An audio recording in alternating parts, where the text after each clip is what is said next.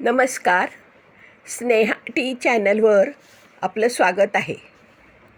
आज आपण जन्मकुंडलीमध्ये प्रत्येक स्थानात म्हणजे प्रथम स्थान, द्वितीय स्थान, तृतीय स्थान अशी 12 स्थानं जी असतात त्या कुठल्याही स्थानात जर शनी आला, मग तो कुठल्याही राशीचा असू दे, तो शनी आला तर तो सर्वसाधारणपणे कोणती फळे देईल, कशी फळे देईल हे आपण आता बघणार आहोत. कारण ही जी जन्मकुंडली आहे ही कालपुरुषाची कुंडली दाखवली आहे.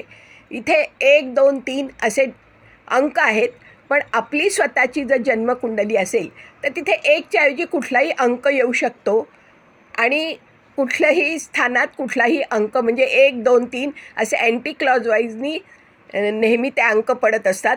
समजा इथे 5 आकडा असेल पहिल्या स्थानात, तर मग 5, 6, 7, 8 असं आपण धरणार आहोत. पण इथे आपण ढोबळ मानाने बघत आहोत की प्रथम स्थानात जर शनी असेल तर तो काय फळं देईल. प्रथम स्थान म्हणजे लग्नस्थान, तनुस्थान, जिथे 1 अंक आहे तिथे जर शनी असेल तर तो काय फळं देईल. वात, अस्थी यांचे रोग होऊ शकतात. जोडीदार विजोड असतो, जोडीदाराशी मतभेद असतात किंवा वयात खूप अंतर असते आणि प्रकृतीच्या बारीक सारीक तक्रारी असतात.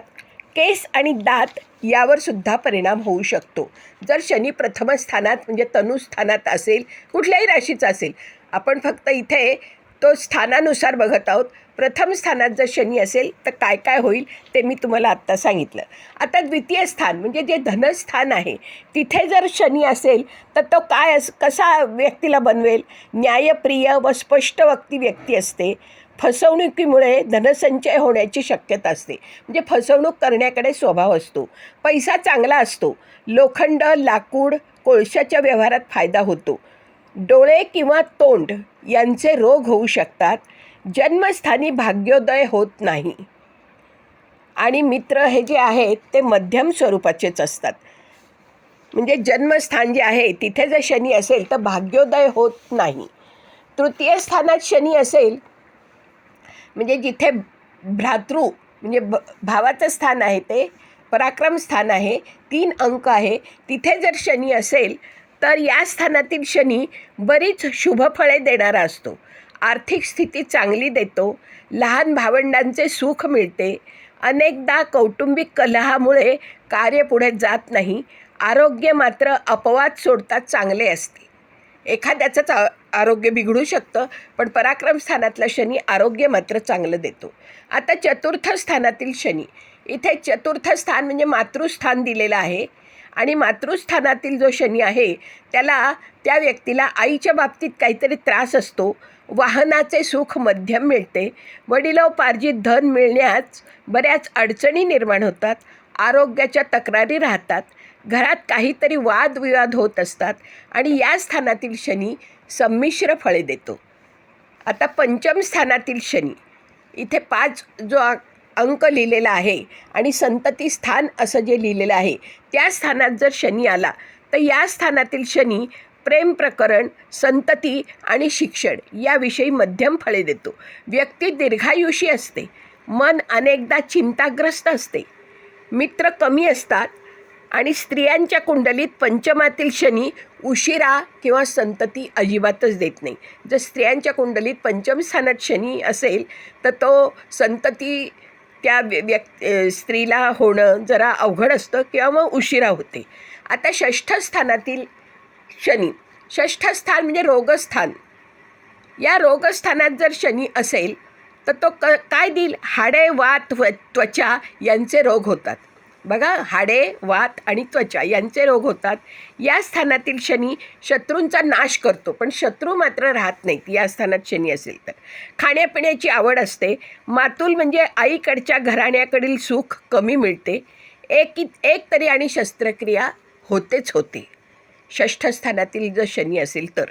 आता सप्तम स्थानात जर शनी असेल, ते जे जायास्थान किंवा भार्यास्थान किंवा भागीदारीचं स्थान असं ज्याला आपण म्हणतो, विवाहस्थान असं सुद्धा या सप्तम स्थानाला म्हटलं जातं. तर या सप्तम स्थानात जर शनी असेल तर तो उशिरा विवाह देतो किंवा अविवाहितच ठेवतो. या स्थानातील शनी भागीदारीत, व्यवसायात अपयश देतो.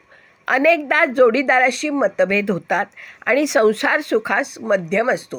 म्हणजे संसार सुख फारसं मिळत नाही, त्यातल्या त्यात संमिश्र स्वरूपाचंच असं संसार सुख मिळत असतं. आता अष्टम स्थानातील शनी, अष्टम स्थान म्हणजे मृत्यूस्थान.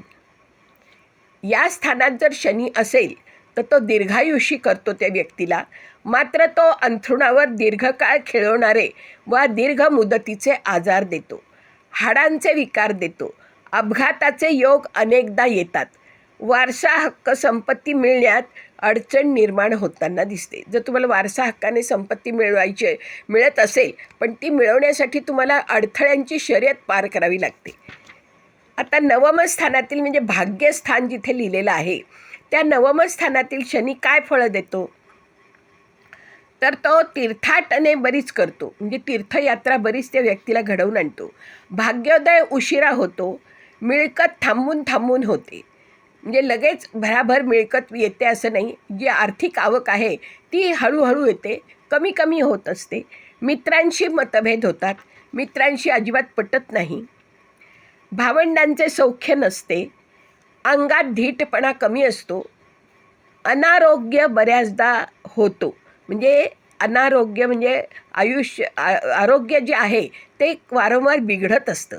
गुप्त शत्रूंचा त्रास संभवतो आणि आईकडील नातेवाईकांशी मतभेद होतात. म्हणजे आजोळचे जे नातेवाईक आहेत, मामा मावशी, यांच्याशी कायम मतभेद होत असतात. असा हा नवम स्थानातील शनी त्या व्यक्तीला फळ देत असतो. आता दशमस्थानातील शनी, दशमस्थान हे पितृस्थान असं म्हटलेलं आहे, कर्मस्थान म्हटलेलं आहे. आणि या दशमस्थानात जर शनी आला तर तो दशमस्थानातील शनी नोकरी व्यवसायात बऱ्याच अडचणी आणतो.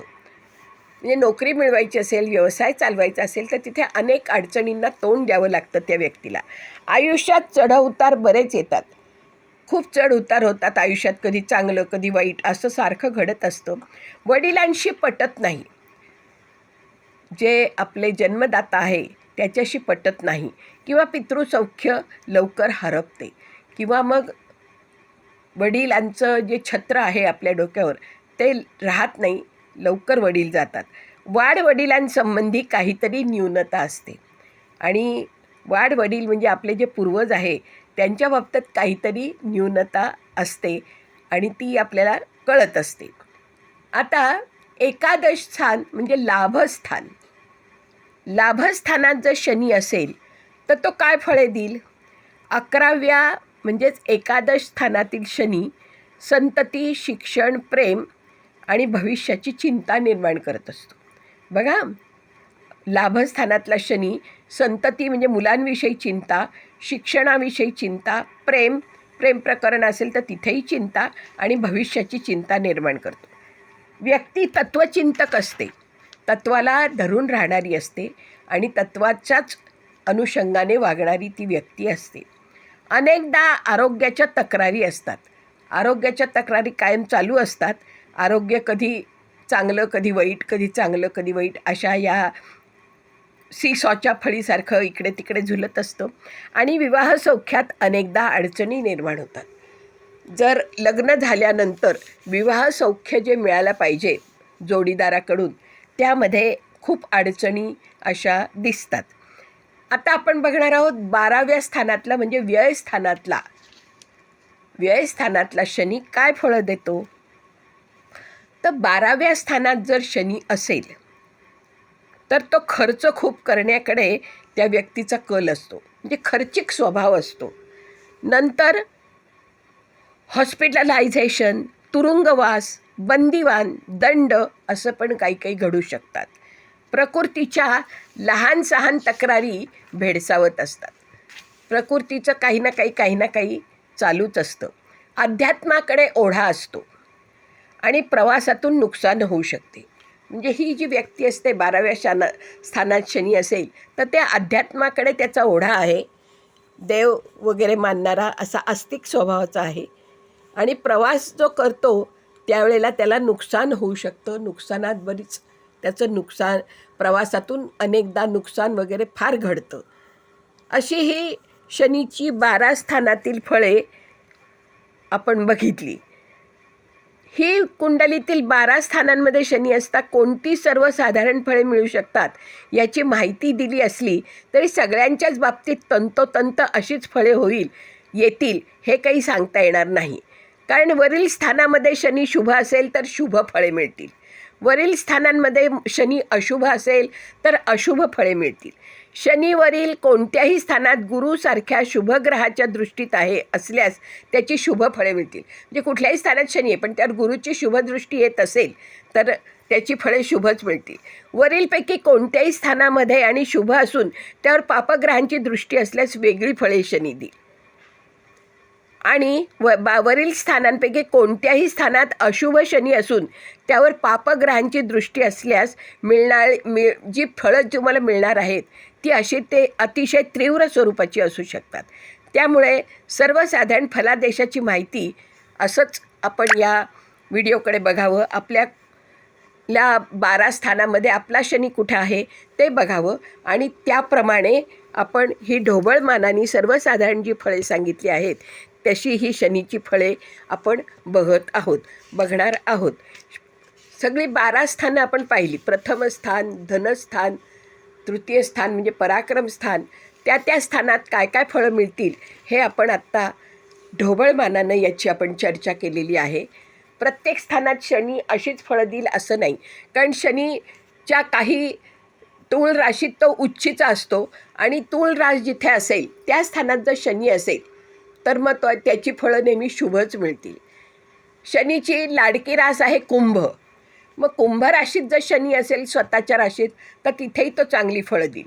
मकर रास ही सुद्धा शनीचीच आहे, त्यामुळे मकर राशीत म्हणजे 10व्या अंकाच्या ह्याच्यात तो जर शनी असेल तर त्याची फळंसुद्धा तो चांगलीच देईल. तसंच बुधाच्या ज्या राशी आहेत 3 आणि 6 मिथुन आणि कन्या ही त्याची मित्राची रास असल्यामुळे येथेसुद्धा तो चांगली फळे देईल.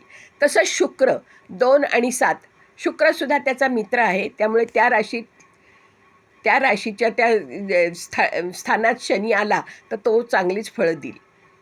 फक्त तो कुठे वाईट फळं देतो तर मेष आणि वृश्चिक या मंगळाची जी 2 राशी आहेत या राशीमध्ये शनी नेहमी अशुभ फळे अशी देत असतो. तर अशी ही आपण जन्मकुंडली आणि शनीची प्रत्येक स्थानात काय फळं मिळतील ते आपण ढोबळमानानं पाहिलं. तुम्हाला कसं वाटलं, काय वाटलं ते मला अवश्य कळवा आणि जर आवडलं असेल तर लाईक करा, शेअर करा आणि सबस्क्राईब अवश्य करा.